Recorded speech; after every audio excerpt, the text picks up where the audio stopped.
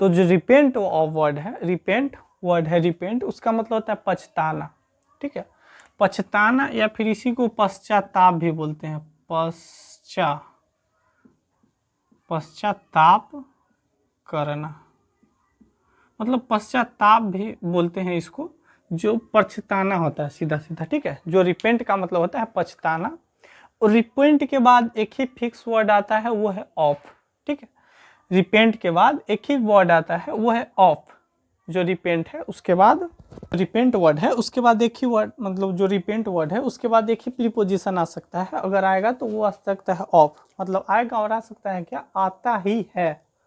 मतलब ऐसे समझो कि ये ऑफ प्रीपोजिशन है, या फिर पूरा ऐसे याद रख लो, रिपेंट के साथ ऑफ ही लगता है प्रीपोजिशन। इसको कहीं ना कहीं फिक्स प्रीपोजिशन में भी हम लोग पढ़ते हैं, ठीक है। तो रिपेंट ऑफ जो वर्ड होता है इसका मतलब होता है पछताना या फिर पश्चाताप करना।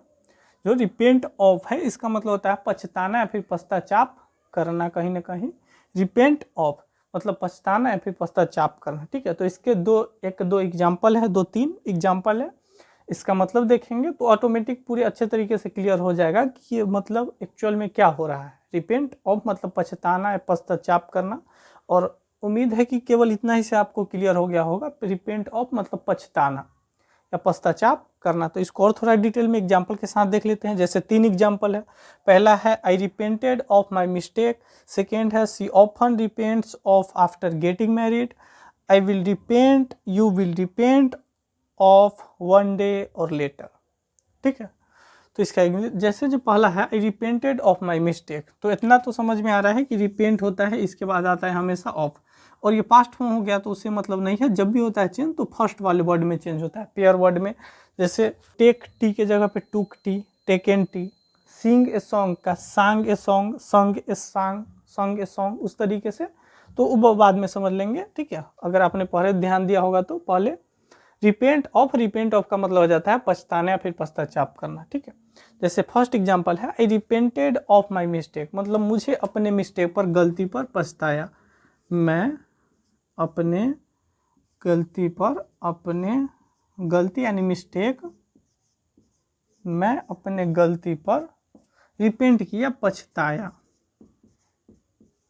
पछताया फिर पश्चाताप मैंने किया। तो ये होता है रिपेंट का मतलब पछताना, मैंने कुछ किया वो गलत हो गया तो मैं अब पछता रहा हूँ। ये कोर्स कर लिया मतलब, या फिर ये कोर्स नहीं किया, वो नहीं किया, या फिर वो मैंने कर लिया, तो ये होता है रिपेंट का मतलब। रिपेंट ऑफ मतलब पछताना, किसी चीज़ पे पश्चाताप करना, वही है रिपेंट। दूसरा उसी तरीके से एग्जाम्पल है she often repents of after getting married, मतलब शादी करने के बाद हमें अक्सर वो पछताती है। She often repents of after getting married, मतलब शादी के बाद वो अक्सर पछताती है, फिर शादी करने के बाद वो अक्सर पछताती है, फिर पश्चाताप करती है। ऐसे लिख लो, शादी के बाद, शादी करने के बाद, शादी करने के बाद अक्सर वह के बाद अक्सर वह रिपेंट ऑफ पछताती है, पछताना, पछताती है, वो होता है रिपेंट। और ऑफन का मतलब अक्सर, ऑफन का हिंदी अक्सर। तो सी ऑफन वह अक्सर रिपेंट और पछताती है, आफ्टर के बाद, गेटिंग मैरिड शादी करने के बाद वह अक्सर रिपेंट और पछताती है। तो इस तरीके से बनाते हैं, रिपेंट ऑफ मतलब पछताना। एक और है you will repent of one day और लेटर, जब भी ऐसे करके लिखते हैं ना, वन डे और लेटर समवेयर और अदर, ऐसे करके जब भी लिखते हो तो इसका मतलब होता है एक न एक दिन, वन डे और लेटर एक न एक दिन, यू विल रिपेंट ऑफ तुम पछताओगे, तुम एक न एक दिन पछताओगे, तुम एक न एक दिन, एक न एक दिन जरूर पछताओगे, या फिर पछताओगे, जरूर पछताओगे। तो ये होता है रिपेंट ऑफ का मतलब पछताना, रिपेंट ऑफ का मतलब पछताना। फर्स्ट था रिपेंट ऑफ पछताना, पश्चाताप करना। I repented of my of my mistake, मुझे अपनी गलती पर, भूल पर मैंने पछताया।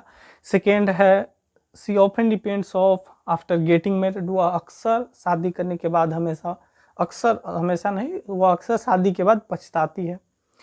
One day you will repent of one day और लेटर, एक दिन तुम पछताओगे या फिर तुम एक न एक दिन पछताओगे। तो ये होता है रिपेंट ऑफ। रिपेंट ऑफ याद रखेंगे, रिपेंट के बाद हमेशा ऑफ आता है, ठीक है। रिपेंट ऑफ फिक्स प्रीपोजिशन है, फिर ऐसे याद रख ले कि रिपेंट ऑफ एक वर्ड ही है।